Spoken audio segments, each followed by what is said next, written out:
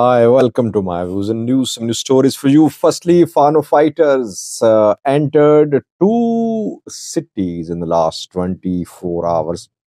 They entered a town in Gujam last night, and this morning they were seen in a main town in the North Shore zone of the Amhara region. Secondly, a protest in front of US State Department by pro Ola Oromo diaspora community. Thirdly, Ethiopian dam, GERD, Grand Ethiopian Renaissance Dam is in danger. It is not complete. We know that construction still ongoing, but now the construction is going to face some setbacks. Why? What is the reason? Firstly, viewers, Fano fighters, though they are being targeted by Air Force in precise dawn strikes. Still, they're managing to survive. They are being tested. Casualties on Fano side. Despite the odds being very tough, Fano groups so far are surviving. Government claims that thousands of Fano fighters have surrendered, 5,000 according to government claims, but still we don't know because government has not shared any pictures, videos. So we're waiting for visual confirmation, then we'll speak about that. Meanwhile, Fano's entry and departure from town cities continuing. That is how they operate. Fano groups enter town cities, they attack police stations, they attack government buildings, they assassinate those who are conducting operation against them, then they flee. And this pattern still ongoing. Last night, Fano fighters managed to enter Emmanuel. Emmanuel is in Gujum, and there was fighting in the outskirts of Emmanuel. Emmanuel to Debre Marcos road was closed. It was heavy fighting till this morning near Emmanuel.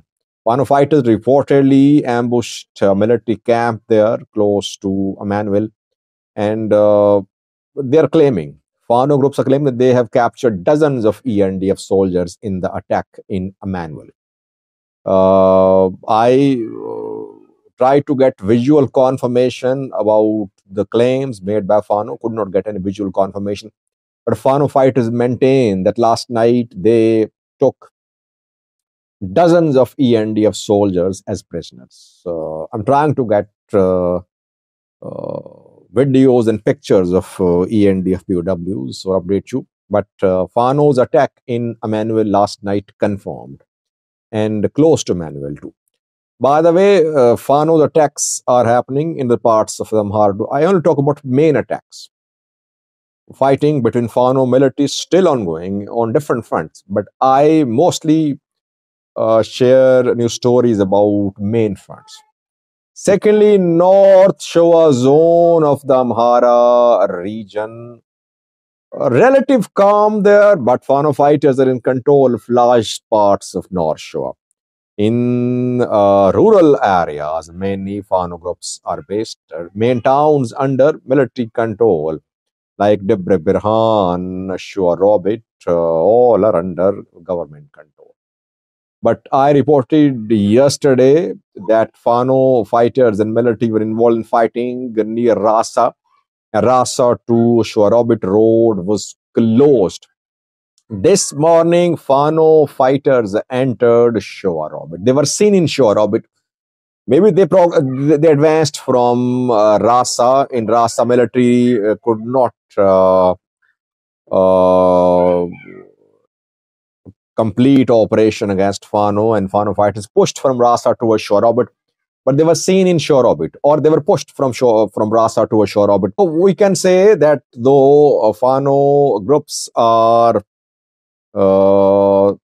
suffering losses in dawn strikes, but to say that Fano groups are about to collapse and this resistance, armed resistance movement in the region, my region, going to end, no.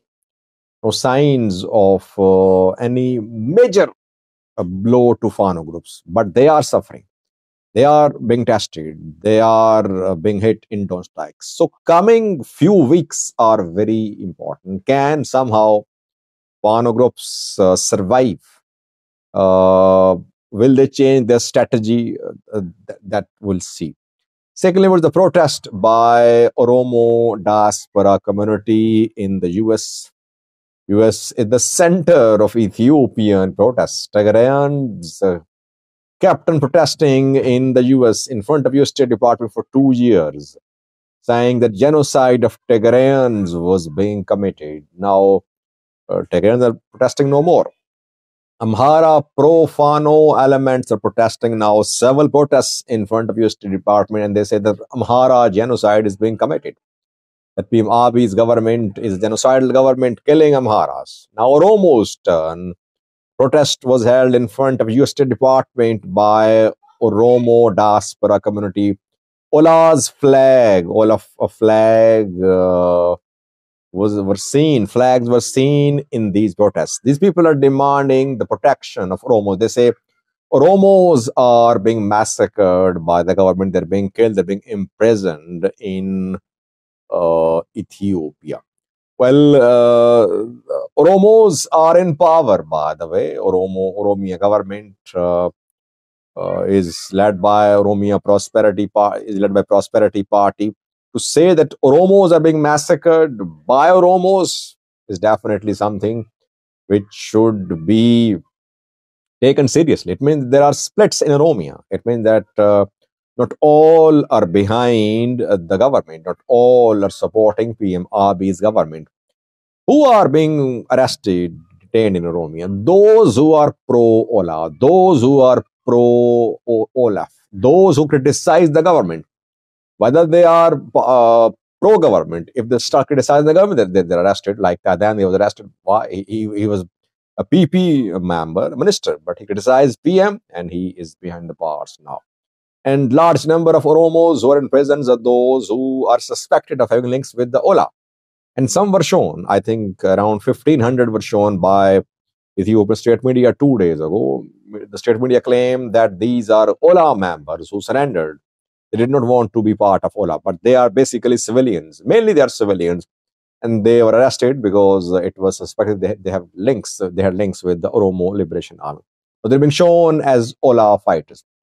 We don't cover much about the imprisoned Oromos, but yes, thousands of Oromos are also in prisons after Achalo's murder. PM Abiy's government disbanded chaos movement. Jawar was arrested, Bakle Garba and others too, and large number of chaos were arrested. And the movement was disbanded, largely, you can say.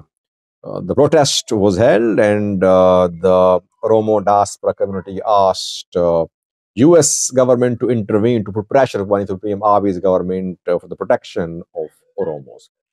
Thirdly, viewers, Ethiopian Dam, Grand Ethiopian Renaissance Dam's construction is in danger. It's not that the dam's construction is going to stop or that the dam is going to stop its operations. Dam is generating electricity. It's complete around 90%. But problem for the government is shortage of funds. It is being reported that Ethiopian government is unable to make payments to GERD contractors. The government does not have money, which everyone knows, by the way.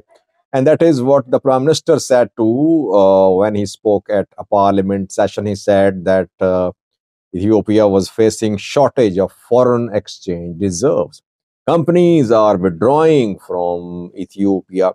Ethiopia defaulted on payment of interest on Eurobond, though it maintained that it deliberately decided against payment of this interest. But everyone knows that Ethiopia is facing shortage of foreign exchange reserves.